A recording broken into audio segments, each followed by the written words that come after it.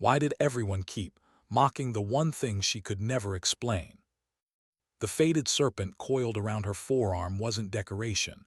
It was history carved in ink, a secret that had followed her across continents and wars. Lena Brooks never reacted when they joked. She simply wiped her hands on a rag, tightened a bolt, and kept her eyes on the work. In the rhythmic clink of tools against metal, she found the silence she needed to keep breathing. The California sun beat down on Camp Pendleton's motor pool, washing everything in that blinding light Marines both loved and cursed. Rows of Humvees and armored transports stood like obedient soldiers waiting for orders. Engines hissed and ticked, oil shimmered on the concrete, and somewhere beyond the hangars, drill instructors barked into the sky. It was a place built on motion, but Lena had perfected the art of disappearing within it. She wasn't supposed to stand out. That was the deal. The military had buried her real file so deep even the base commander couldn't access it without clearance reserved for ghosts and presidents. She'd become a mechanic because Greece was safe. It didn't ask questions. It didn't care who you used to be. That morning she was halfway inside the hood of a Humvee that refused to start. Her hands, dark with oil, moved with the certainty of someone who understood machines better than people. Wires, bolts, tension, fuel ratios, everything obeyed rules. Unlike missions, unlike politics, unlike the past. A cluster of new recruits had gathered nearby, pretending to work but clearly watching her. Private Rodriguez, all confidence and fresh out of boot camp arrogance, tilted his head toward her arm. "Hey Brooks, that tattoo got a story," he said, smirking. "Looks like something you get behind a gas station with bad lighting." A few others chuckled. The sound cut through the motor pool like sandpaper. Lena didn't lift her eyes. She twisted a wrench with calm precision, the kind of calm that comes from years of training yourself not to react to provocation. "It's functional," she said, voice even. "Functional?" Rodriguez laughed. "What's it do? Fix the engines for you."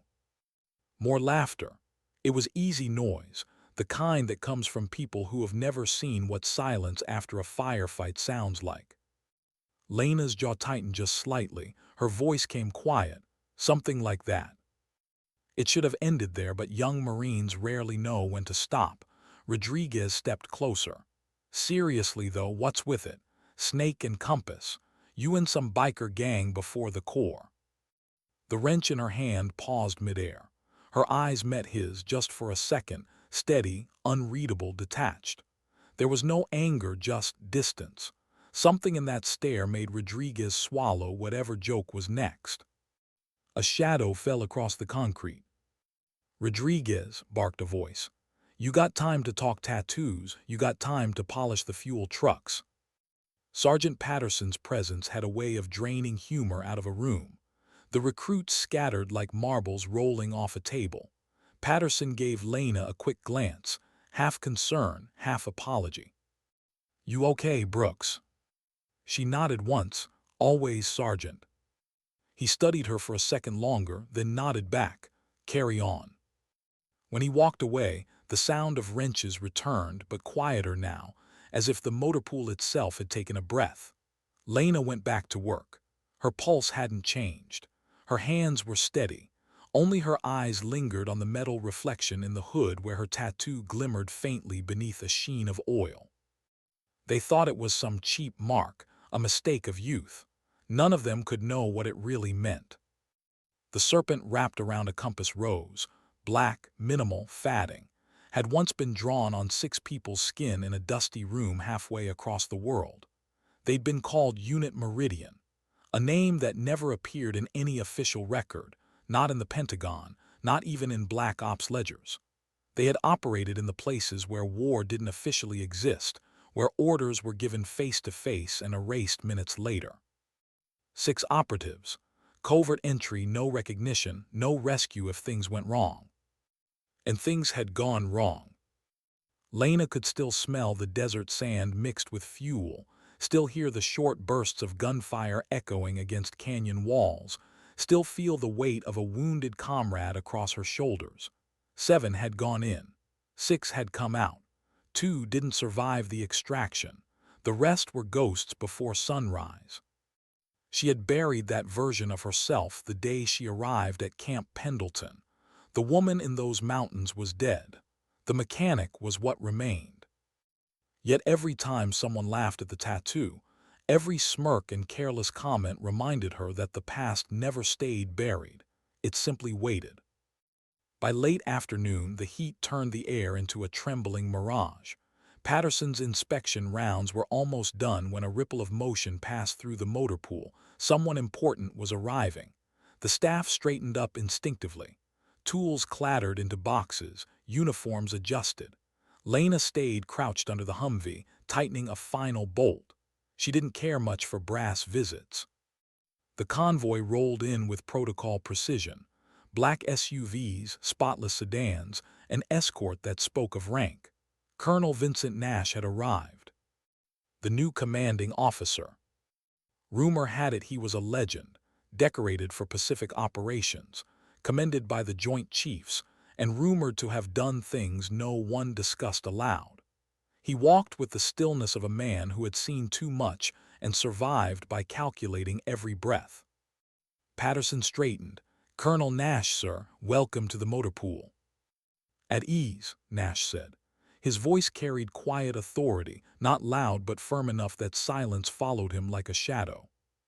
He moved through the rows of vehicles with surgical precision, asking sharp, informed questions about maintenance cycles, supply logistics, response times. Lena barely noticed when he reached her station.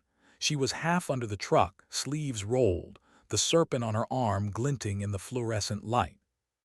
Nash stopped walking. "Brooks," he said softly. She froze. The tone wasn't supervisory, it was recognition. "Yes, sir," she said, sliding out from beneath the truck. Nash's eyes locked on her tattoo. He didn't blink. The motor pool, once full of mechanical noise, seemed to still. "That mark," he said quietly, "where did you get it?" Lena hesitated. Around them, the other mechanics slowed, pretending to keep working but clearly listening. "It's personal, sir," she replied evenly. His gaze sharpened. "Personal." He repeated the word like it carried hidden weight. Then, without warning, Nash reached for his uniform jacket. The movement drew every pair of eyes. The colonel removed it carefully, folded it over one arm, then gripped the hem of his undershirt and pulled it over his head. The room went silent. Across his left shoulder, burned into the skin in the same faded black ink, was an identical serpent wrapped around a compass rose. Every mechanic froze. Even Patterson, normally unshakable, took a half step back. "She's not logistics," Nash said quietly, his gaze fixed on Lena. His voice trembled not from weakness but from memory. "She's former Unit Meridian. Only 6 of us made it out alive." The words struck like a hammer. Lena felt something shift inside her, a sharp crack between past and present. The serpent on her arm wasn't a secret anymore. For a long moment, no one spoke. Patterson looked between them, understanding nothing but feeling everything. The air itself felt electric. Nash's expression softened just slightly, relief, disbelief, something raw that no rank could hide. He put his shirt back on, adjusted his jacket, and his composure returned as if nothing had happened. But his next words carried quiet gravity.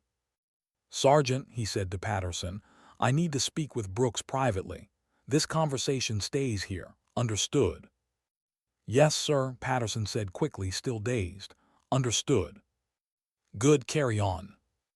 The others turned back to their work with exaggerated focus, pretending not to glance at her.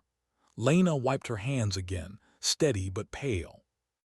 As Nash walked away, he said quietly, just loud enough for her to hear, "Building 47, 30 minutes, come alone." She nodded once.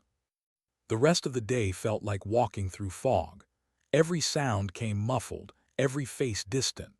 When she arrived at Building 47, a plain concrete structure tucked behind administrative offices, the sun was dipping low.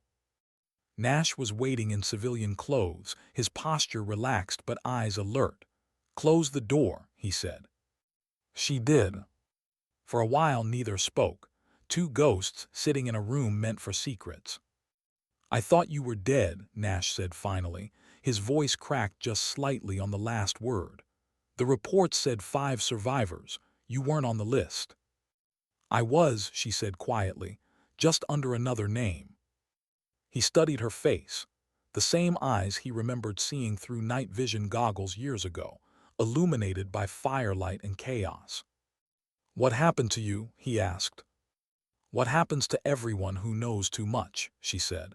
They buried me under a new name, gave me a wrench, told me to fix trucks and keep quiet. Nash exhaled. You think this is peace? It's survival, she said. He nodded slowly. You're wrong, though. Peace doesn't come from pretending you're someone else.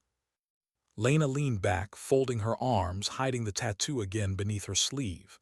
And what about you, Colonel? Still pretending? His jaw flexed. We all are. He slid a small folder across the table. The folder was unmarked but heavy with implication. You're not the only one they buried, Brooks. There are 6 of us left, and someone's been digging us up. Her heartbeat slowed, not from calm but focus. Who?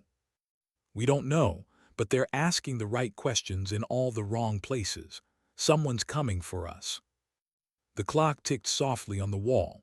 Outside, the California night crept closer. She looked at the folder, then back at him. And you brought me here to warn me. To remind you, Nash said, that we're not dead yet. For the first time in years, Lena felt something she hadn't let herself feel, purpose. And buried deep beneath it, fear, the good kind, the kind that keeps you alive. She glanced at the folder again, the edge of a classified seal visible beneath the flap. If I open that, she said, there's no going back. Nash's voice was quiet. There never was. She opened it. And somewhere deep inside the base, alarms she couldn't hear began to stir. She couldn't sleep that night. The walls of the barracks felt too thin, the air too still. For the first time in years, Lena wasn't just hearing the distant hum of Camp Pendleton. She was hearing everything. The scrape of boots in the hallway, the quiet whir of ceiling fans, even the echo of her own breath sounded like someone else. Something inside her had shifted. The careful stillness she'd built over 2 years was gone, replaced by an old, dangerous awareness. When she finally closed her eyes, the dream returned, the one she'd trained herself to forget. The mountain air had been cold, thinner than it should have been, fire on the horizon, helicopters that never came back, screams swallowed by distance. The mission had no name, just coordinates and a word she'd never heard before and would never repeat. She remembered dragging Walker's body across jagged stone, her hands raw and her ears ringing. She remembered Chen's voice over comms, cracking mid-sentence, then static, then silence. Lena jerked awake. Her body was slick with sweat, the blanket tangled around her legs. It took several seconds before she realized where she was. Camp Pendleton, mechanics' quarters, safe or pretending to be. But the dream had done its job. The stillness was gone.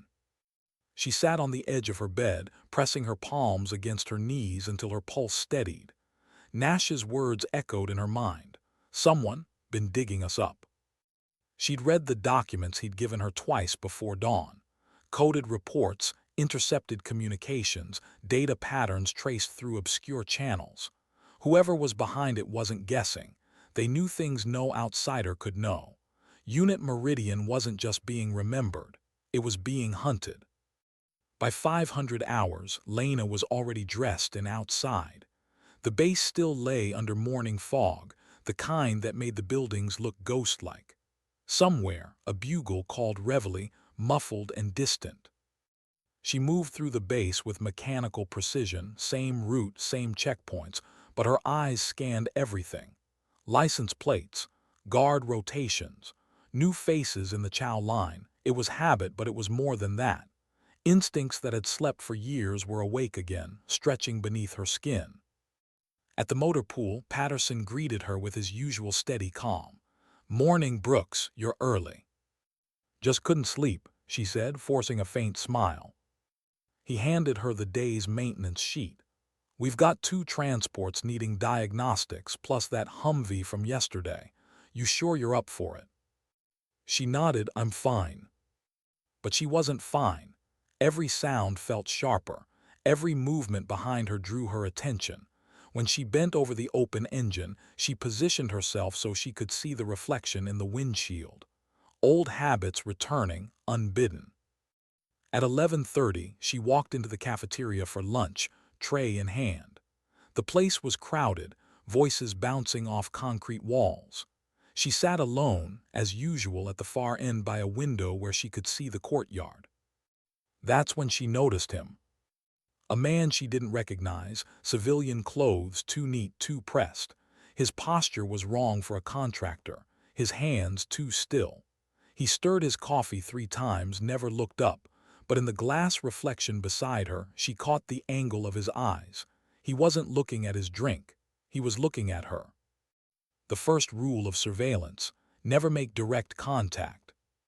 The first rule of survival: act like you haven't noticed. Lena took a slow sip of her water, then set it down with care. Through the reflection, she watched his hand move, adjusting something under the table. Probably a phone, maybe a camera. She finished her meal at a normal pace. Got up, dumped her tray, walked out through the main doors like any other Marine finishing lunch. Her heart rate didn't change, but her eyes tracked the edges of every building, every reflective surface. Halfway back to the motor pool, she saw him again. Different location, same posture, pretending to check messages by a supply depot. He didn't follow closely. He didn't need to. Her first instinct was to confront him. The second, stronger, was to confirm she wasn't being paranoid. She varied her route, looped past the hangar, paused by the fuel bay. He adjusted every time, professional, trained. By the time she reached the motor pool, she was certain. He wasn't just watching her. He was confirming identity. Patterson met her halfway. Brooks, the colonel wants to see you. Now, says it's about those maintenance procedures you 2 discussed. The coded phrasing hit her like static in her ear. Maintenance procedures meant something else now. She nodded. On my way. The walk to base headquarters felt longer than it should have. The air was hotter, her senses sharper. Every soldier she passed felt like a shadow, every reflection a camera lens. She entered Nash's office without knocking. He was already standing. His uniform jacket was off, sleeves rolled up, papers scattered across his desk. His expression was tight, the calm of someone who just heard very bad news and didn't have time to panic. "Close the door," he said. She did. "We have a problem." The words were blunt, immediate. He slid a file across the desk. Inside, digital intercepts, satellite notes, internal memos. "They've moved from questions to targeting," Nash said. "Harper's apartment was under surveillance this morning. Jackson's cover in Germany is blown. And here," he pointed at a red highlighted line, "you were identified 2 days ago by name. Lena Brooks, mechanic, Camp Pendleton." Lena's throat felt dry. "How bad?" "Bad enough that I had to pull my secure phone out of the wall to keep the chatter clean. Someone compiled full profiles, assignments, routines, behavioral notes. It's surgical. They know everything." "Government." He shook his head. "If it were internal, we'd see bureaucratic fingerprints. This is cleaner, purposeful, feels like revenge, not oversight." Lena leaned over the desk, scanning the documents, photos, maps, red lines connecting names she hadn't heard in years. Meridian's ghosts, one by one, resurfaced. "How long have you known?" she asked. "Not long enough to stop it," he said bitterly, "but long enough to start fighting back." He opened a drawer, pulled out a sealed envelope. "Authorization's pending, but once it comes through, Meridian goes operational again, off the record as always." She stared at the envelope, the words heavy between them. "And if we're wrong?" she asked. "We're not." Silence settled between them, thick, Electric, familiar. The same silence she remembered from briefing rooms that didn't officially exist. Nash sat down, rubbing his temple. "You were the best of us, Brooks. I read your reports again last night. Every extraction, every asset retrieval, you always came back. You don't belong under trucks." Lena looked at the wall, jaw tight. "You ever get tired of being used, sir?" He met her eyes. "Every damn day. But that's the thing about people like us. We don't stop because of exhaustion. We stop because someone tells us to. And if they tell us again." He smiled faintly. "Then we stop listening." The line hung in the air like an oath. He gestured to the folder again. "Inside is everything you'll need to know. Threat matrix, confirmed surveillance points, names of people asking the wrong questions. If you open it, you're back in. Officially unofficial." Her fingers hovered above the seal. "You said it yourself. I'm not supposed to exist anymore." "You don't," he said. "Not on paper, but on the ground. That's where we start existing again." Lena took the envelope. The paper felt heavier than it should have, like holding the past itself. She broke the seal and unfolded the first page. The serpent symbol was printed at the top in faint gray, the mark of Meridian. It looked older than she remembered, almost like it had been waiting. The documents laid out patterns, names, probable safe houses compromised, and extraction routes marked with invisible ink she recognized immediately. Whoever was after them had resources and precision, enough to make her uneasy. Nash watched her read, hands clasped behind his back. "You understand what happens now?" She nodded. "We prepare. And if they get to us first, then we remind them why Meridian was shut down." There was no bravado in her voice, just certainty. The next hours blurred into motion.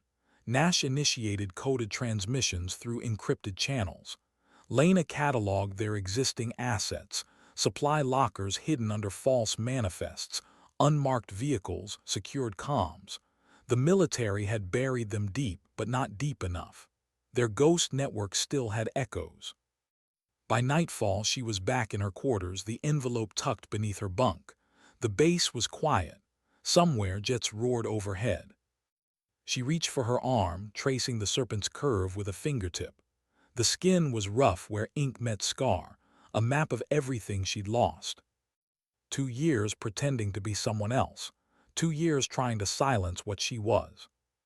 Now that silence was gone. She stood, walked to the mirror, and stared at her reflection. The woman looking back wasn't the one who'd arrived at Camp Pendleton. Her eyes were sharper again, measuring, aware. She could almost hear Nash's voice in the back of her head.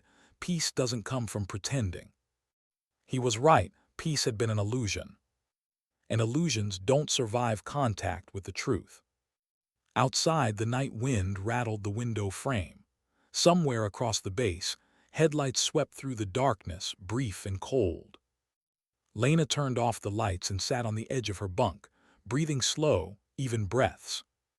If someone was watching, she wanted them to see calm, stillness. Because that's what predators do before they strike.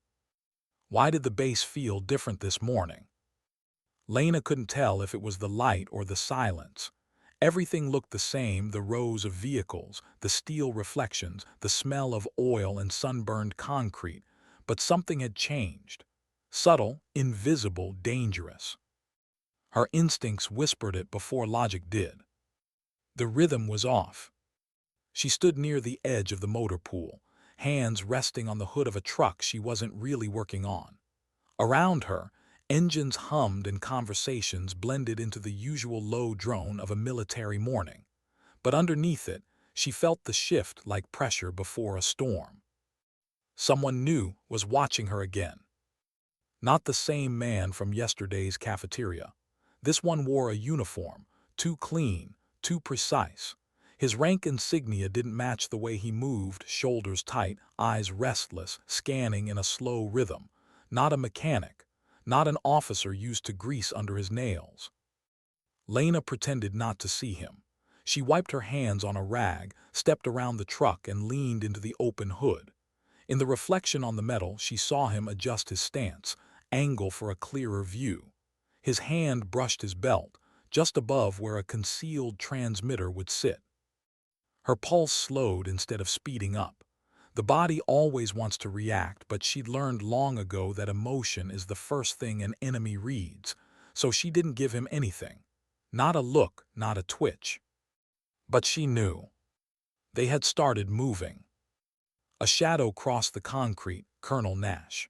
He moved toward her with that deliberate calm of a man who'd learned to keep fear folded deep inside discipline. "Brooks," he called, "with me." The words were simple, but the tone was. She followed him without hesitation. Patterson glanced up from his clipboard, curiosity flickering across his face, but one look from Nash froze any questions before they formed. They walked in silence until they reached a low concrete building on the far side of the lot, one of those administrative units no one ever seemed to enter. Inside, the air smelled of dust and electronics. Security lights blinked in steady rhythm along the ceiling. Nash closed the door behind them. "They're here," he said. "How close?" "Close enough to make me cancel every open channel on base communications. You were tailed this morning from the east gate. I had internal security reroute the cameras before they noticed." "Military?" she asked. He shook his head. "Too smooth for military. Whoever they are, they know protocol, but they're not following it." Lena leaned against the metal table in the center of the room, crossing her arms. "What do we know about their intent?" "Intent?" Nash gave a humorless laugh. "You don't profile 6 ghosts unless you plan to erase them again, permanently." Her jaw tightened. "How many others have they found?" "3 confirmed. Harper's under protective hold. Jackson's on the move. Last communication came through encrypted relay 2 hours ago. The others are dark." Lena closed her eyes briefly. Meridian had been more than a unit. It was family. Flawed, secret, broken, but family. To hear their names in this context felt like reading their eulogies in advance. When she opened her eyes again, the mechanic's stillness was gone. The operative was back. "What's our next move?" "Containment," Nash said. "For now, you'll stay on base. I'll run interference, lock down access routes. Until we know who's pulling strings, we can't engage." She looked at him sharply. "And when they stop watching and start acting?" "Then we act first." He turned toward the wall, pressed his thumb to a small panel that slid open to reveal a recessed locker. Inside, gear sealed in vacuum packs, old but familiar. The kind of equipment no one should still have access to. Lena stared at it for a long moment before speaking. "You kept it." "I kept everything." He set a small black case on the table and flipped it open. Inside lay 2 encrypted comm units, a compact sidearm, and a single photograph. 6 people, faces younger, dirt-smeared, exhausted but alive. Meridian. Lena's eyes lingered on the photo. Walker Chen. Nash nodded. "I don't forget my dead." Something inside her softened just briefly. Then she looked back at him, voice steady. "If they're targeting us, it means someone broke the seals on Meridian's files. Those were locked under clearance above yours or mine. Whoever it is, they're not just external." Nash's expression darkened. "I've thought the same, which means we're dealing with something larger than retaliation." He paused, his tone dropping to a low murmur. "We might be dealing with betrayal." The word hit like a shot, not because it surprised her, but because it confirmed the thought she'd been avoiding. Betrayal from within, the kind that corrodes everything it touches. She took a deep breath, grounding herself. "So what do we do with that?" Nash studied her face, calm, precise, waiting. "We prepare for both possibilities. External attack, internal breach. Until we know which one's real, assume both." He handed her one of the comm units. "Secure frequency. Same encryption pattern we used in Morocco." She frowned. "That code's 10 years old." "Exactly," he said. "Nobody should remember it." A small spark of respect crossed her expression. He was still thinking like Meridian. By noon, Lena was back at the motor pool. The sunlight felt sharper, the noises more distant. Patterson tried to engage her in small talk about a misfiring transport engine, but she wasn't really there. Her eyes kept scanning the perimeter, the hangars, the storage sheds, the gates. Two new vehicles had appeared near the west entrance, black sedans, tinted windows, civilian plates, but the alignment of their mirrors told her they were positioned deliberately. Surveillance again. The net was tightening. She leaned down to adjust a torque wrench, keeping her head low. Through the reflection in a nearby windshield, she saw one of the sedan doors open slightly, then close again, testing visibility. She stood up, stretched, and casually walked toward the supply shed. Her heart didn't race. Her steps were even. Inside the shed, she quietly removed a small inspection mirror from a tool kit and angled it through the open slats of the window. One of the men had stepped out now, the same one from the cafeteria. So they hadn't left the base after all. He was talking to another man in civilian clothes, both pretending to review a clipboard. Too clean, too calm. And their eyes weren't on the vehicles, they were on her. She slipped the mirror back into her pocket and returned to her workstation. Patterson noticed the tension in her shoulders. Something wrong, Brooks. She forced a breath, shook her head. Just a bad day. He chuckled softly, you and me both. But as she turned back toward the truck, she caught his reflection watching her longer than usual. His brow furrowed, thoughtful, maybe concerned, or maybe noticing what he shouldn't. That was the danger of living double. The innocent could become casualties without ever knowing they walked into a war. By late afternoon, she received the message, an innocuous slip of paper tucked under a wrench on her tool bench. Hangar 9, 1900 hours. Nash's handwriting. When she arrived that evening, the sun was gone. The hangar lights cast long shadows across the floor. Nash was there already, standing beside a metal table covered with maps and open files.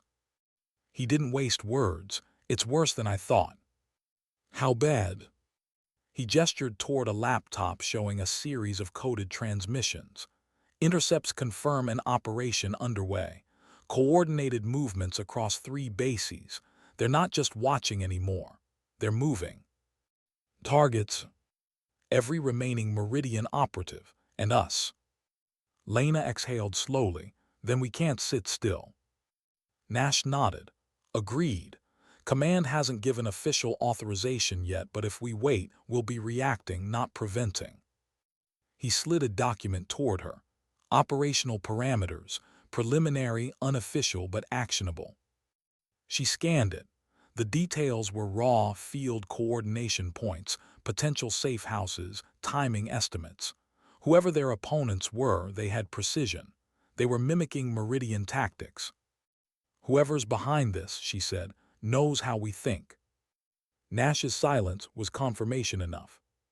He reached into his pocket, pulled out a folded note.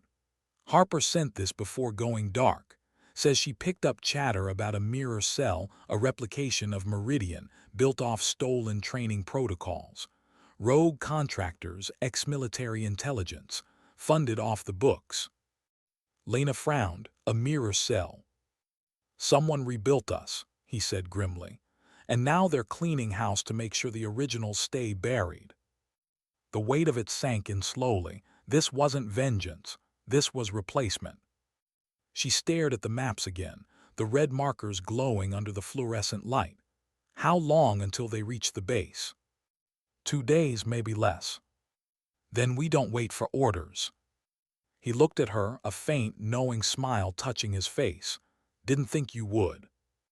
For the next several hours, they planned, quiet, methodical, efficient. They mapped access routes, communications lines, potential infiltration points. Nash coordinated with one trusted contact in logistics, while Lena identified supply caches hidden under old requisition codes.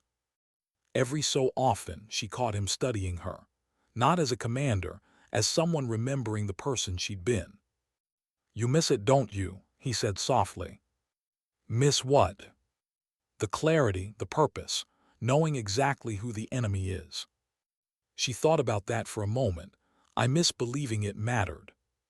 His expression softened. "It still does." She shook her head. "It matters to the people who send us, until it doesn't." The silence that followed was heavy, not disagreement, but understanding. When the clock struck 2300 hours, Nash folded the maps. "Get some rest, Brooks. Tomorrow we secure the base perimeter and start preparing fallback protocols." She nodded, turning to leave. But before she reached the door, she said quietly, "Sir, when this starts, it won't stop until someone decides it's over. You ready for that?" Nash's reply was low, certain. "I've been ready for 2 years." Outside, the night wind swept through the hangar, carrying the smell of salt and dust.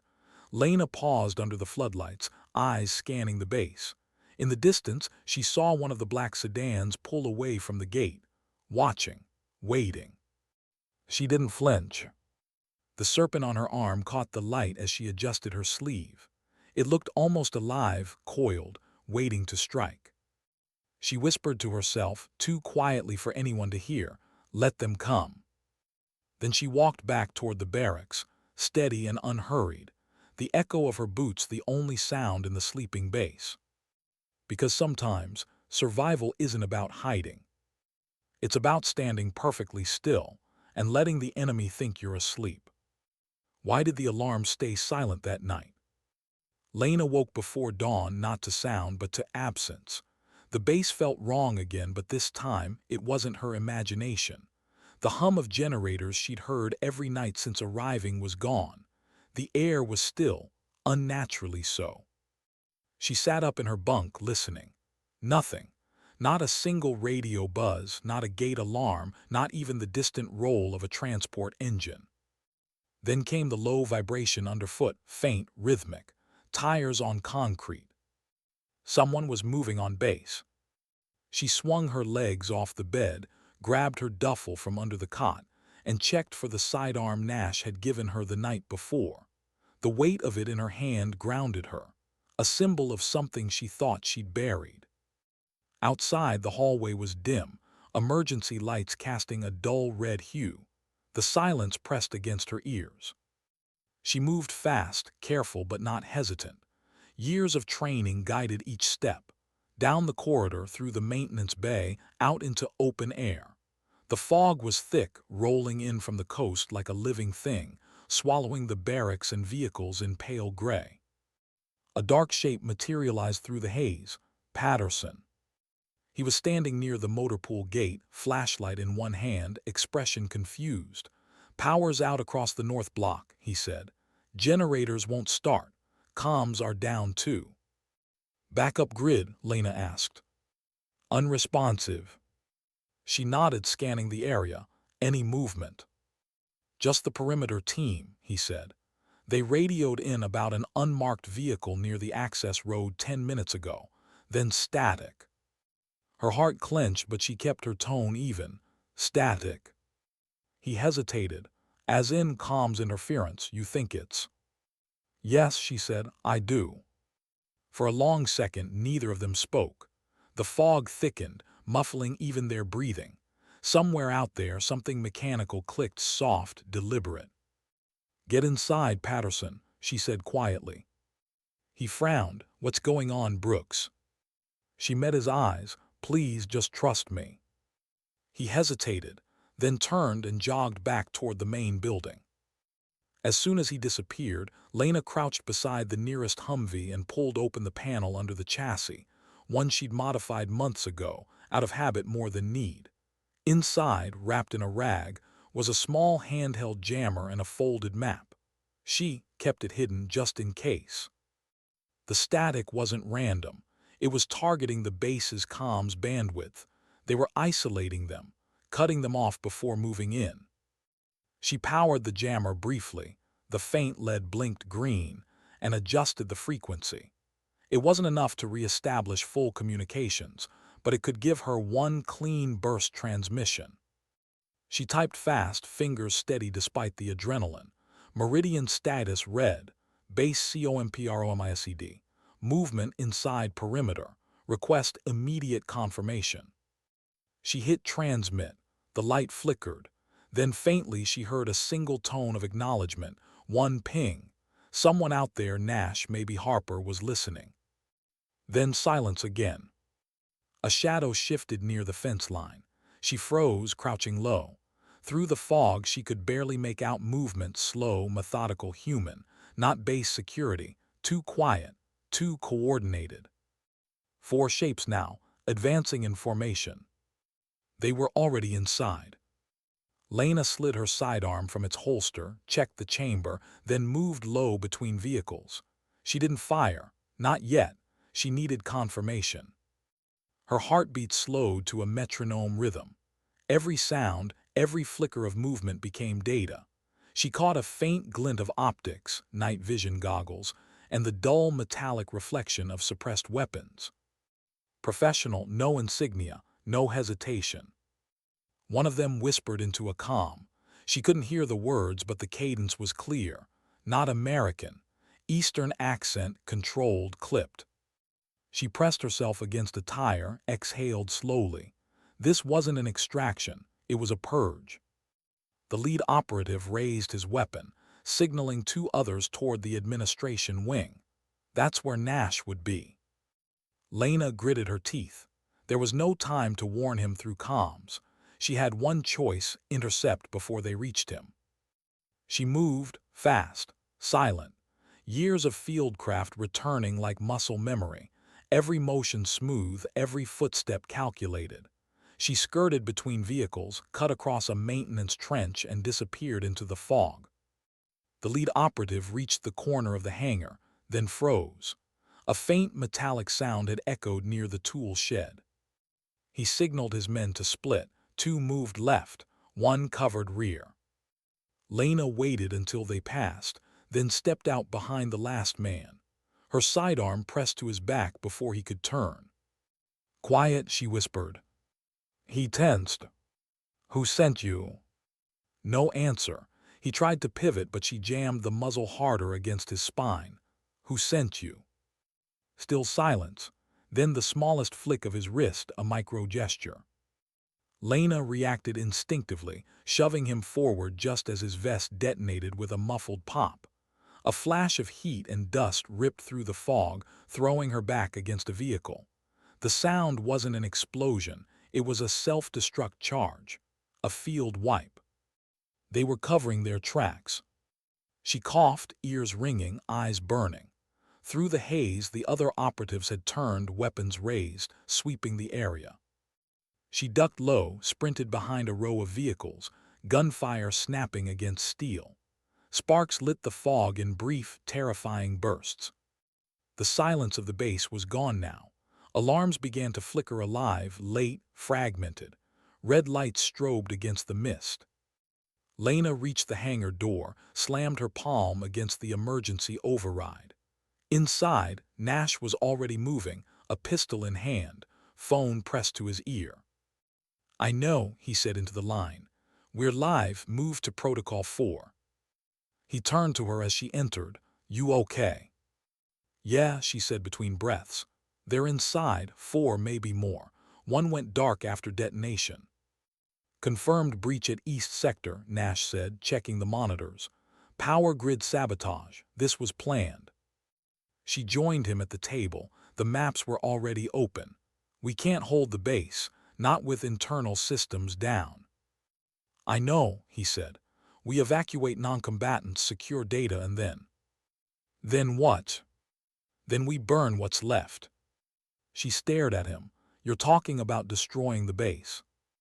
"I'm talking about denying them whatever they came for." Her mind raced. "They're not here for equipment, Nash. They're here for us." He didn't argue. Another explosion shook the floor, smaller, distant. Nash checked the feed. Smoke filled the comms tower. "They're cutting us off completely," he muttered. Lena glanced toward the open doorway. Figures moved through the fog outside, more now, advancing faster. They know where we are, she said. Nash grabbed a folder from the desk, sealed it in a waterproof case, and handed it to her. If I don't make it out. Don't, she interrupted. We're both walking out.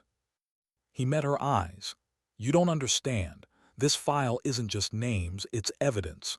Proof of who built the mirror cell. It goes higher than command. If you get cornered, you destroy it. I said we're both walking out, she repeated. He almost smiled, still stubborn. Before she could answer, gunfire cracked against the hangar door. Metal shuddered. The lock burst under pressure.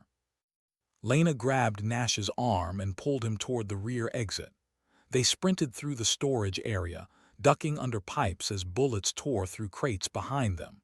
The air filled with dust and smoke. Outside, the night was chaos. Sirens screamed. Lights flashed red and white through the fog. She saw Patterson across the yard trying to help two soldiers toward cover. Then a burst of automatic fire cut him down mid-step. Her stomach twisted, but she couldn't stop. They reached a supply truck parked near the east fence. Nash jumped into the driver's seat. Get in. Lena climbed beside him. The engine roared to life, one of the few systems not controlled by the central grid. They tore through the yard, smashing past equipment and debris. Gunfire chased them. Sparks danced against the windshield. Gate, she shouted. Nash rammed it. The fence exploded outward in a spray of metal. The truck bounced hard as they hit open ground beyond the perimeter. For a few seconds, there was nothing but the rush of wind and the howl of tires over dirt. Then Nash slowed. His knuckles were white on the wheel. You all right? She asked. He didn't answer. His breathing was shallow. Blood soaked the fabric near his shoulder. Damn it, she whispered. He tried to smile, just a scratch. She tore her sleeve, pressed it to the wound. Stay with me. He looked at her, eyes sharp despite the pain. We did what we could. The horizon ahead was empty, dark hills, silent roads, the faint glimmer of dawn still far away. Where now? She asked.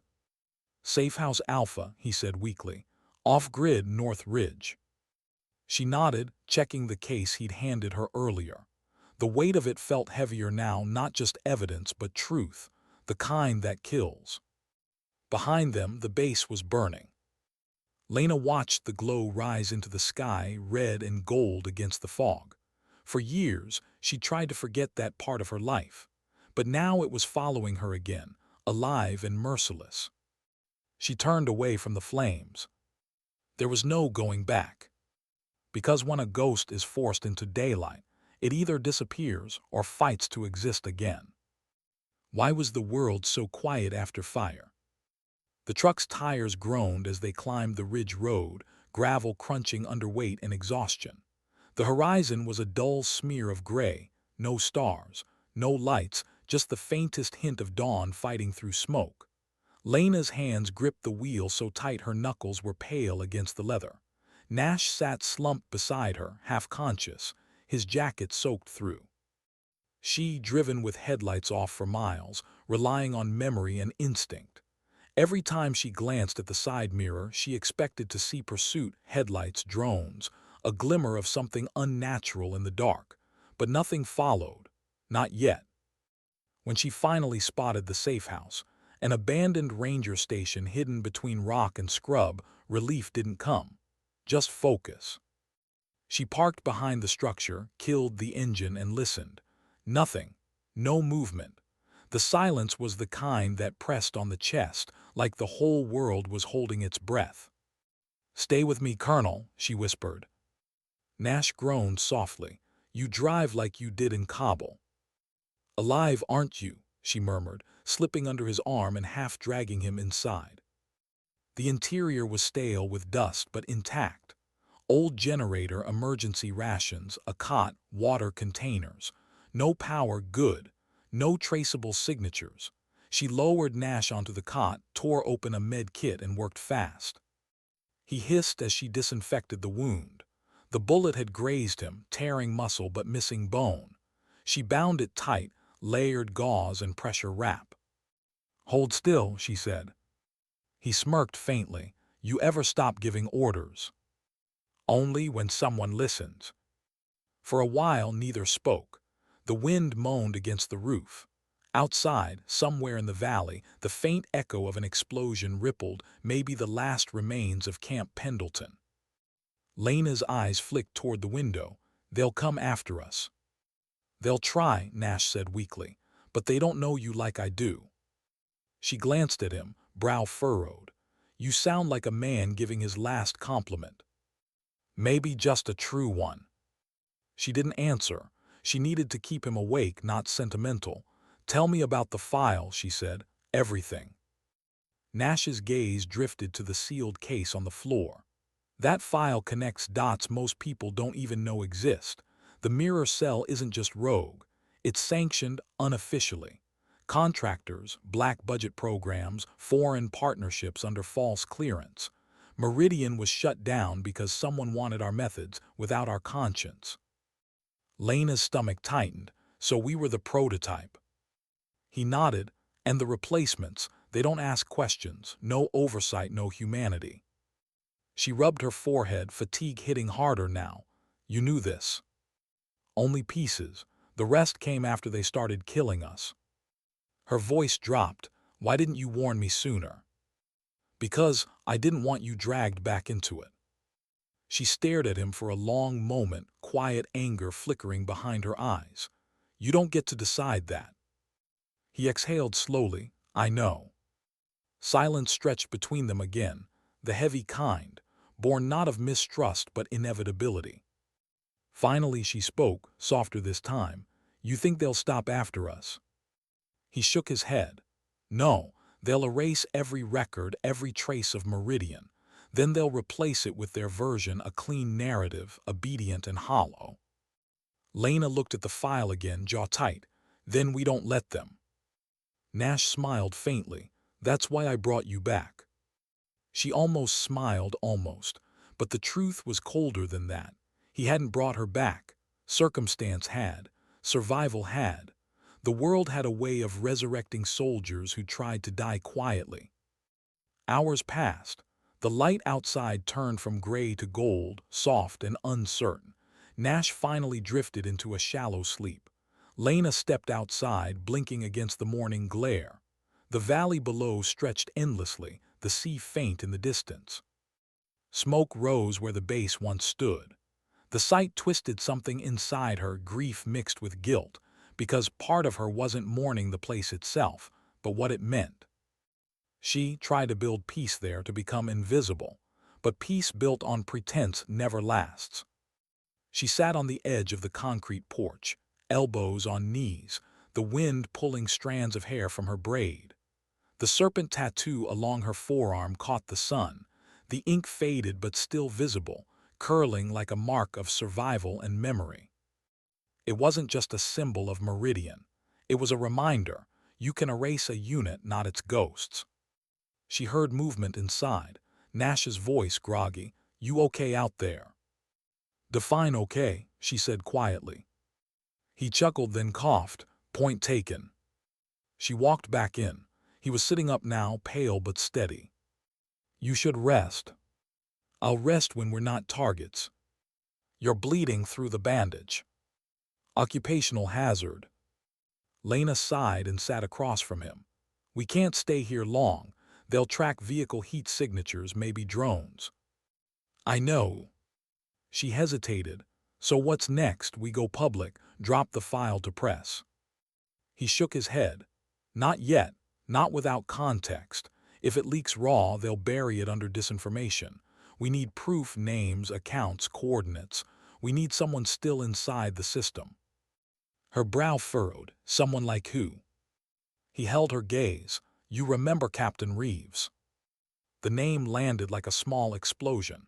Reeves is dead. That's what they told us, but Harper thought otherwise. Last intel put him in D.C., working under a pseudonym for defense procurement. Lena leaned back slowly. If Reeves is alive and working inside, then he's the thread that unravels everything. A long silence followed. The only sound was the wind through broken blinds. Finally, she said, then we go to D.C. Nash raised an eyebrow. That's 3 states and a dozen checkpoints. Then we move like ghosts. He almost smiled. You're really back, aren't you? She looked at him, not defiant, not proud, just certain. I was never gone. I was just pretending. They packed in silence. Rations, maps, burner phones, medical supplies. Nash moved slower, pain tightening his jaw with every motion. Lena noticed but said nothing. He wouldn't let her help, and she respected that. By midday, the sun was bright and merciless. They covered the truck with a tarp, left it half buried under sand and brush, then set off on foot. The terrain was rough, unmarked, the kind that hid sound and scent. They walked for hours, conserving energy, staying below ridgelines. Nash's limp worsened, but he refused to stop. Every so often, Lena glanced at the horizon, searching for movement. A hawk circled once, high and steady. No drones, no pursuit, yet. As they reached the tree line, she said quietly, "You ever think we're cursed?" He gave her a sideways look. Cursed how? To outlive the things we believed in. He thought for a long moment. Maybe, but maybe that's the job, to remember what believing felt like, even when the world forgets. She smiled faintly. That's the difference between you and me, Colonel. You still find poetry in the ashes. He chuckled softly. And you do. I used to. They walked on in silence. By late afternoon, they reached an old gas station long abandoned, its roof half collapsed, its sign rusted. The kind of place no one would think to search. Inside, they found shade, water from a cracked cooler, and silence. Lena sat near the wall, sipping carefully from her canteen. Her mind wouldn't stop moving. Maps, patterns, probabilities. D.C. felt like another planet. Every road between here and there was a gauntlet. But she couldn't ignore the other thought pressing harder: trust. Nash had protected her, yes, but he'd also withheld truth. And if he knew about the mirror cell earlier, what else hadn't he said? She didn't ask, not yet, but she knew she would. Because the closer they got to the heart of this, the more betrayal would bleed through the cracks. At sunset, Nash pulled out the encrypted comm device, adjusted its antenna. Shortwave relay might still pick up Harper's signal, he said. Static filled the air, then a faint broken voice. Ash, Lena alive, safe. Nash's eyes widened. Harper. Safe house, burned to someone inside command, feeding them. The transmission cut off. Lena's breath caught. She said someone inside command. Nash's face darkened. Then we were right. Who though? I don't know yet, but if Harper's alive, they'll try to finish it. Lena's gaze drifted toward the horizon, the last rays of sunlight bleeding over the hills. The road ahead wasn't just about survival anymore. It was about truth, and truth was rarely merciful. She tightened her straps, checked her weapon, and glanced at Nash. We move at first light. He nodded. You sure you're ready for what's waiting? No, she said honestly, but I'm done hiding from it. He smiled faintly, weary but proud. As darkness swallowed the ruins around them, the two sat in silence. For the first time in years, Lena felt something almost human. Not peace, not yet, but direction. In the distance, thunder rolled low and slow. The storm was coming. And she was ready to walk straight into it. Because sometimes, the only way to outrun your past is to chase it down first. Why did every road feel like a memory? The sun hadn't yet climbed over the horizon when Lena and Nash set out. The early air was cold, sharp with the scent of dust and rain. They moved through the wilderness like shadows, quiet, methodical, always watching their backs. The truck had been left behind, hidden under sand and brush. From now on, they were ghosts again. They followed the ridge trail east, crossing through patches of scrub and rock until they reached the forgotten highway. Asphalt cracked underfoot, vines curling through old lines of faded paint. Each mile carried the echo of another life. one Lena had spent trying to forget. Nash moved slower than before, his arms still bound tight, face pale from blood loss. But he didn't complain. Not once. He never did. Lena checked the horizon every few minutes, watching for dust trails, for shapes that didn't belong. None appeared. The silence was unnatural, the kind that hums beneath your skin. By mid-morning, they reached a service station long swallowed by weeds. Inside, a cracked mirror still hung on the wall. Lena caught her reflection in it, eyes lined with exhaustion, a streak of dirt across her cheek. For a second, she didn't recognize herself. She turned away. "You good?" Nash asked quietly. She nodded. "Yeah, you." "I've been worse," he said with a faint smirk. Then more seriously, "You're thinking too much." "Always have." He looked at her, the hint of something almost paternal in his gaze. "That's what kept you alive. Don't lose it now." She exhaled slowly. "Thinking doesn't help when you can't trust anyone." "Then trust yourself," he said. His voice was steady, but behind it she heard something else, fatigue, maybe doubt. He was bleeding more than he admitted. The skin around his bandage was darker now, his steps slower. Lena said nothing. They couldn't stop, not yet. By late afternoon, they'd reached an overpass overlooking a valley. Below, a convoy of unmarked vehicles rolled down the distant highway, black, reflective, moving with eerie precision.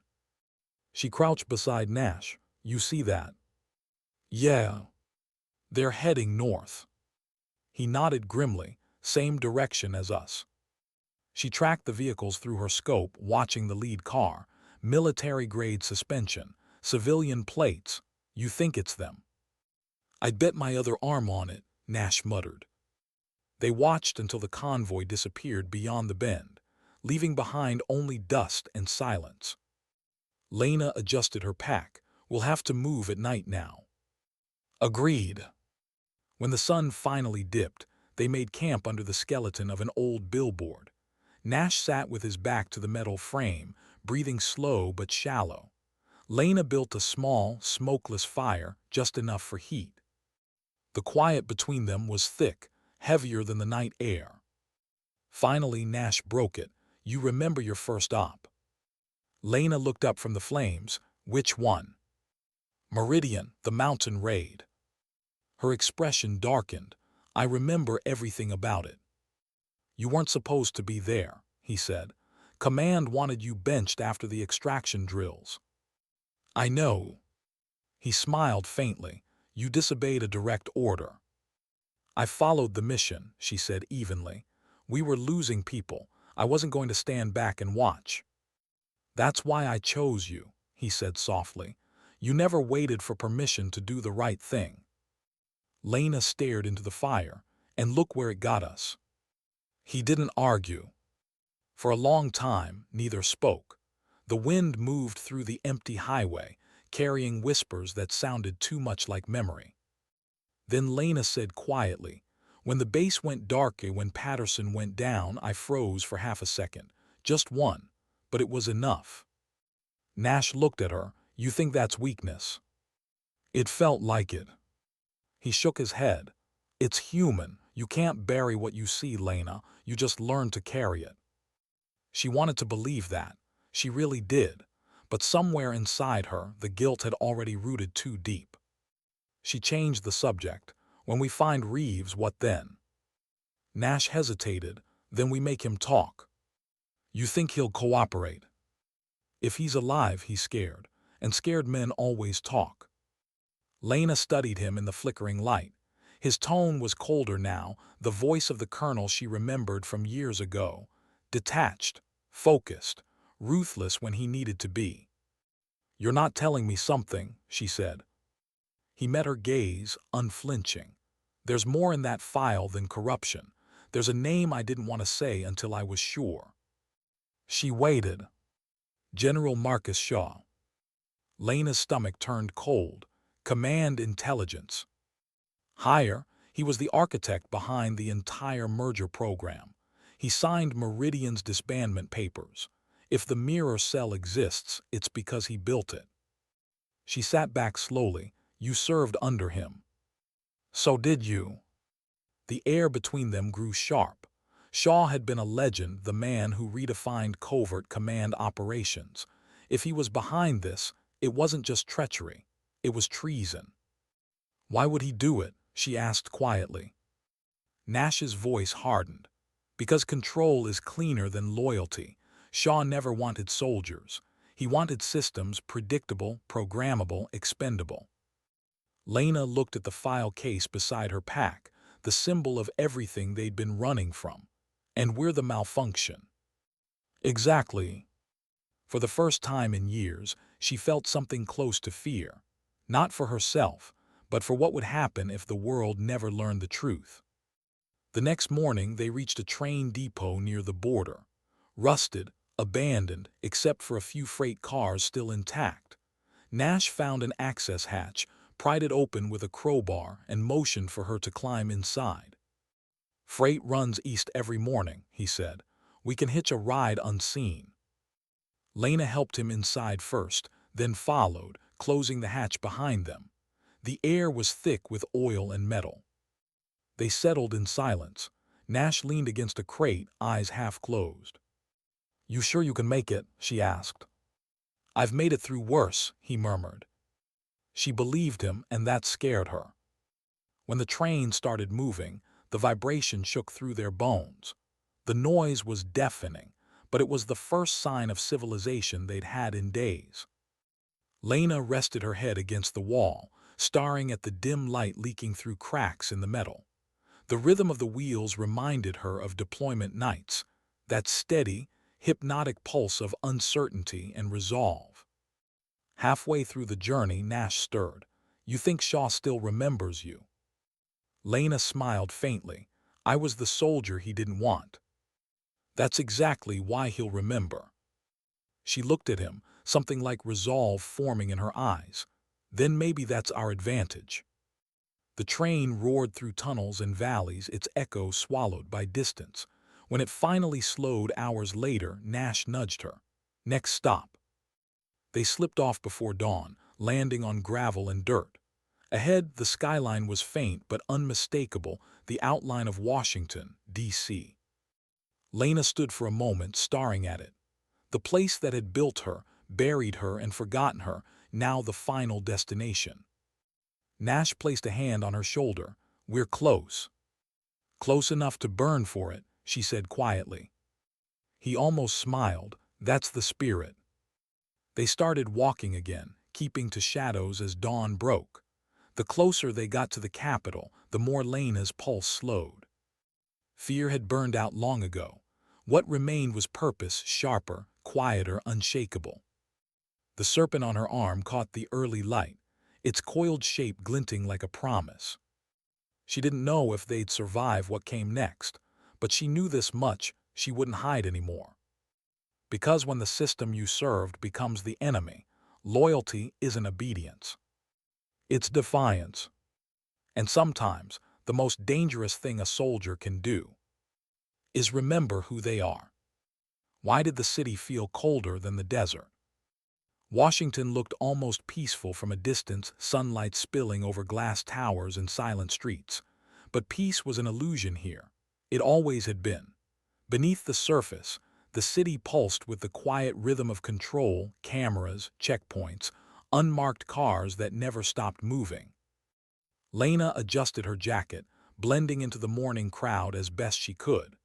Nash walked a few paces behind, slower now, his shoulder stiff but his focus unbroken. He ditched his uniform for civilian clothes, but nothing could disguise the way he moved, the controlled steps of a man who'd lived too long in command. They made it into the city through the old freight tunnel, then crossed the Potomac on foot under cover of fog.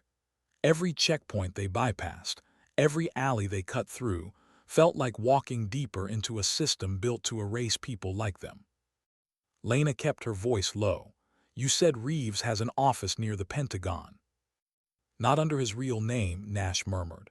Alias Grant Howard, defense contractor liaison, mid-tier clearance off the books. Location. He handed her a folded note. Third building past Lexington Avenue, sub-basement level, private access. Harper's last ping came from nearby. Lena unfolded the note, memorized the address, and tore it apart. We get in, verify it's him, and pull whatever he's got. Then we decide what to do with the file.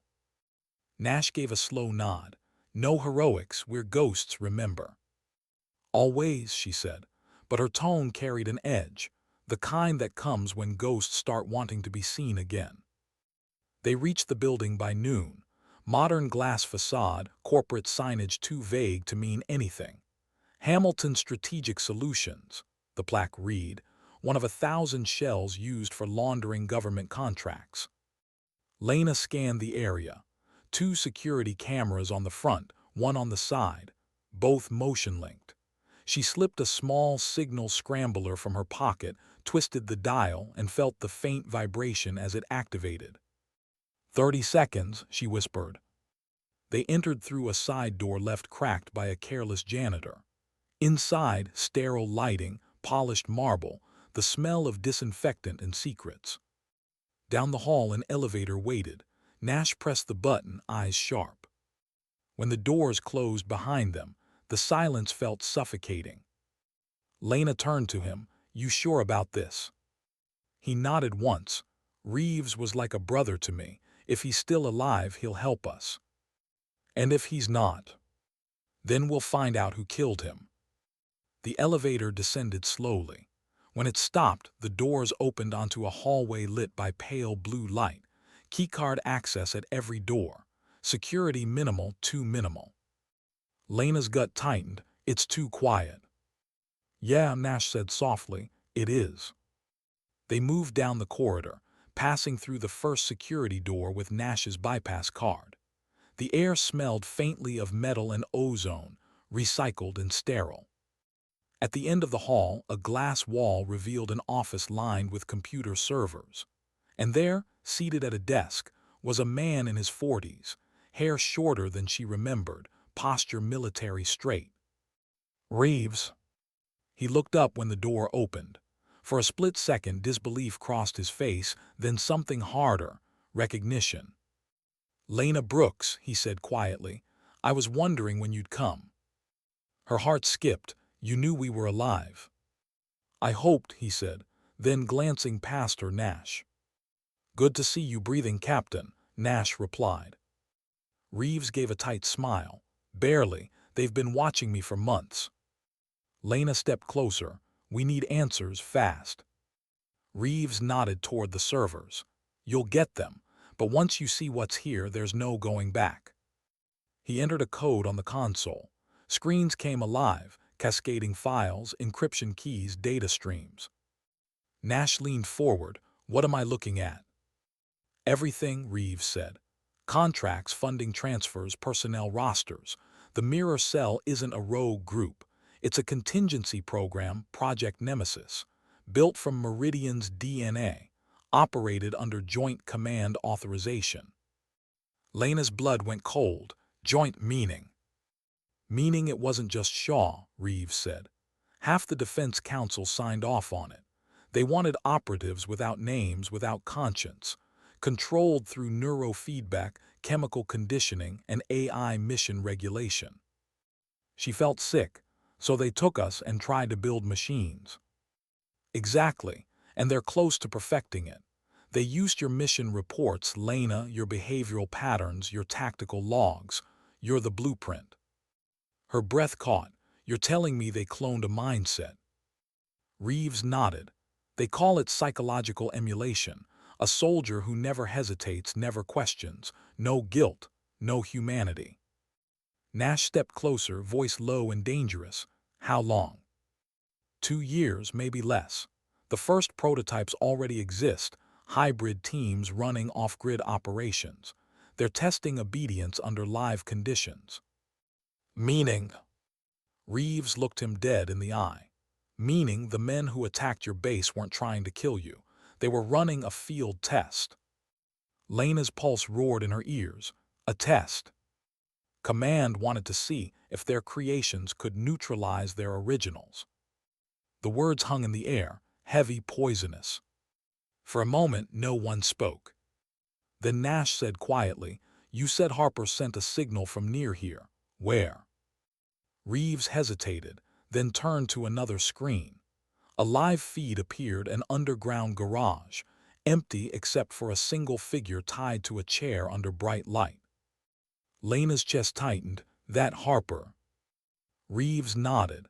"She tried to breach the data servers 2 days ago. They caught her. I kept the feed running to prove she's still alive." "Where?" Lena asked, voice sharp. "Same building," Reeves said. "Sublevel 2, but you can't." She was already moving. "Lena," Nash hissed, "wait." But she didn't. The door slammed behind her as she sprinted down the hall. The adrenaline burned away fatigue and fear, leaving only focus. The sublevel was colder, darker. Metal walls, the hum of electricity. She moved through it like she'd never left the field, weapon drawn, senses narrowed. She reached the final door, locked. A keypad blinked red. "Damn it," she muttered. Then from behind, "You really haven't changed." She spun, gun raised. Reeves stood there, hands lifted, expression calm. "I told you," he said softly, "you can't save her." "Why not?" "Because she's gone." Something in his tone froze her. "What did you do?" He exhaled, slow and heavy. "They found out I'd been helping her. I tried to cut her loose. She didn't make it." Lena's stomach dropped. "You lied." "I kept her alive as long as I could, but Sean knew. He always knows." Nash appeared behind him, breath hard. "You could have warned us." "I did," Reeves said. "You just didn't get the message in time." The three of them stood there, the air thick with grief and rage and something darker, inevitability. Lena lowered her weapon slightly. "So what now?" Reeves' voice softened. "Now you decide how much of the truth you're willing to survive." Nash's eyes narrowed. "Meaning?" Reeves looked at Lena. "Shaw, expecting you. You were the variable he couldn't predict. He wants to finish what he started in person." The elevator behind them dinged softly. Footsteps echoed down the hall. Lena turned, gun raised again, but Nash caught her wrist. "Not yet." Reeves didn't move. "You can't win this head-on. You want to stop Project Nemesis. You'll need to expose it, not destroy it." Lena's jaw clenched. "Then we find proof." Reeves nodded toward the servers. "Everything's there, but once you pull that data, they'll know. There's no turning back." Lena's voice was steady. "There hasn't been for a long time." She turned and ran for the control room. Nash followed, limping but determined. Behind them, Reeves whispered, almost to himself, "God help you both." As they reached the servers, alarms flared, red lights slicing through the darkness. A calm, synthetic voice echoed overhead, "Unauthorized data access. Security lockdown in progress." Lena started the download, eyes locked on the progress bar crawling across the screen. 40%. 70. Nash stood guard, weapon steady, gaze on the hallway. Then a distant explosion. The building shuddered. "Time up," Nash shouted. "Almost there." 95%, 98. The screen went black. For a split second, silence. Then the servers rebooted, backup lights flickering to life. The download drive ejected, complete. Lena grabbed it, shoving it into her jacket. "Go." They sprinted through smoke and flickering lights, alarms blaring, metal groaning. Somewhere above, explosions tore through the building. By the time they burst into daylight, the city skyline was shrouded in smoke. Helicopters thundered overhead. Lena didn't look back, she just ran. Because in that moment, she understood something Nash had never said aloud. This wasn't a war between soldiers and systems. It was a war between truth and silence. And truth had just broken free. Why do the last battles always feel quiet? Smoke hung low over the Capitol, curling between buildings like a living thing. Sirens wailed somewhere far off, but here, in the industrial district, it was only the wind and the sound of footsteps, two sets uneven. Lena moved fast through the narrow alleys, Nash close behind, his breathing labored.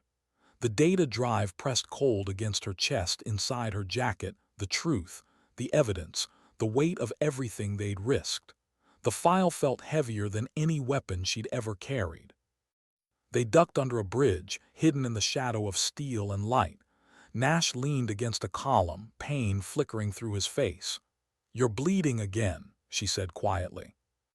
"I'll live. Don't lie." He smirked faintly, old habits. For a long moment, neither spoke. The roar of the city felt far away, like they were ghosts haunting the edges of it. Then Nash said, "Reeves gave us a window, but Shaw will close it fast. We need a way out." "There's no out," she said softly. "Not until the world sees this." He looked at her, that calm, assessing gaze that had once steadied her through every impossible mission. "Then you finish it." The way he said it made her chest tighten. "You're coming with me." He didn't answer. His silence said everything. Lena turned away, swallowed hard, and scanned the skyline. In the distance, the Defense Council tower glinted through smoke.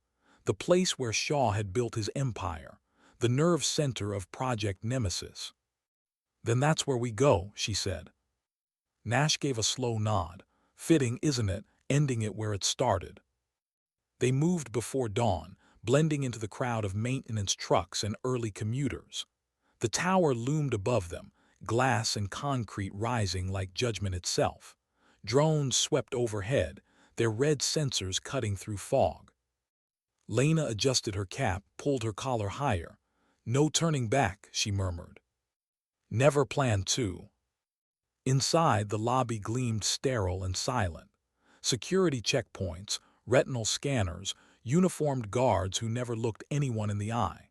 Lena walked with measured pace, carrying a forged clearance pass Reeves had slipped her before they escaped. Nash followed 2 paces behind, pretending to study his phone. The elevator took them to the 38th floor, restricted access. When the doors opened, the air was colder. The walls were glass, the lights dimmed. And at the far end of the corridor, waiting as if he'd known the exact moment they'd arrive, stood General Marcus Shaw. He hadn't aged much, the same sharp lines, the same controlled authority. He smiled faintly as they approached. "I was wondering how long it would take you to find me." Lena stopped halfway down the hall. "You built a weapon out of people," she said. "I built order," Shaw replied. His voice was smooth, precise. "The world doesn't need free will in its soldiers. It needs reliability." "You mean obedience?" "Call it what you like," he said. "But look around, Sergeant Brooks. Every major conflict of the last decade was caused by human error, emotion, hesitation, men and women who couldn't separate mercy from mission. People like me." "Exactly." She took a step closer. "You killed them, Meridian, my unit." "I retired them," he said simply. "Progress demands sacrifice." Nash's voice was low but hard. "You call that progress, turning soldiers into drones. You don't understand control, you just worship it." Shaw's eyes flicked toward him, almost pitying. "Colonel Nash, you should have stayed buried. You, of all people, know what happens when people like us keep breathing too long." Lena's grip tightened on her weapon. "You made us ghosts, but you forgot one thing ghosts remember." Shaw smiled faintly. "And what do ghosts do, Sergeant? Haunt, whisper. You think the world will believe you over me. Your relics, your names don't even exist anymore."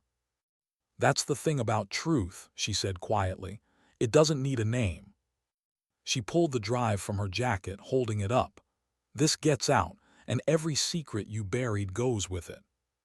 For the first time, Shaw's smile faltered. "You think you can walk out of here with that?" "I don't need to," she said. "I already sent it."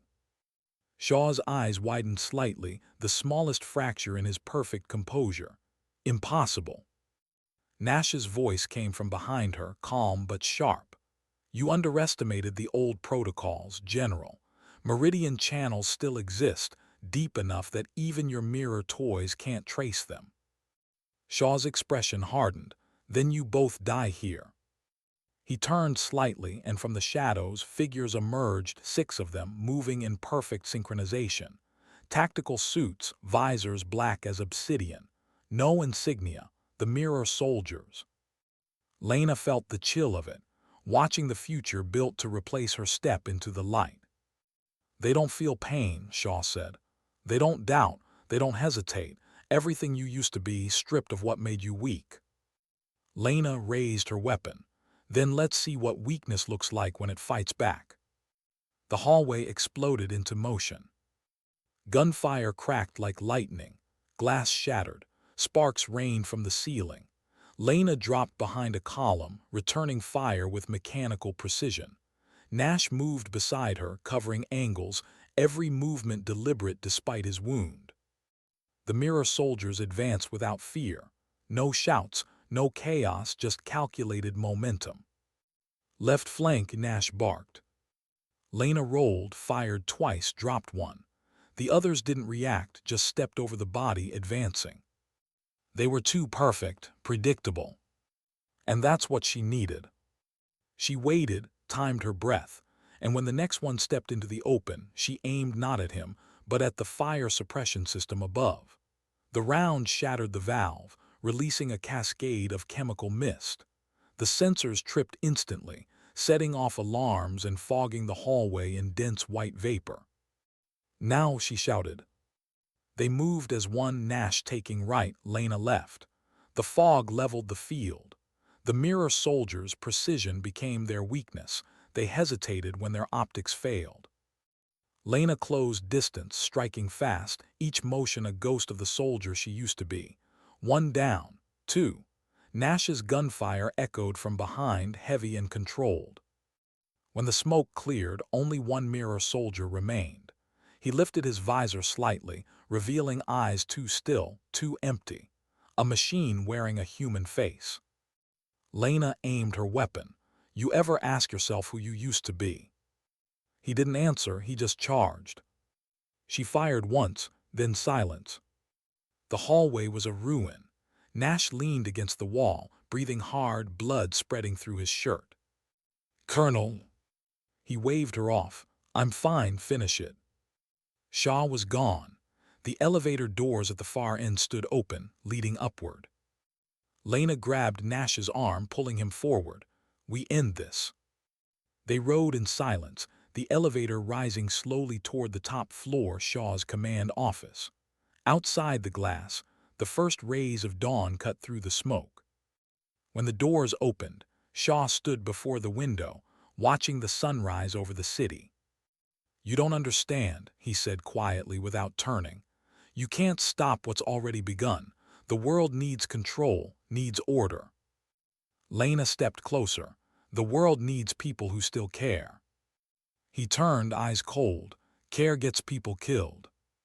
Maybe, she said softly, but it's the only thing that makes living worth it. He drew a pistol, fast, practiced, but Nash was faster. He stepped in front of Lena, returning fire even as Shaw's round struck him square in the chest. Lena screamed, firing back once, twice. Shaw staggered, the window behind him cracking like ice. He fell, crashing through glass, his body vanishing into the dawn. The room went still. Lena dropped to her knees beside Nash. His breathing was shallow, blood pooling beneath him. You stubborn old man, she whispered, pressing her hands to his wound. He smiled faintly. Guess I wasn't meant to retire twice. Don't, she said, don't you dare. Listen to me, he interrupted, voice weak but steady. What you did, it matters. The truth's out now. They'll rebuild, sure, but this time people will be watching. Tears blurred her vision. You'll see it too. We'll finish this together. He shook his head. You finish it.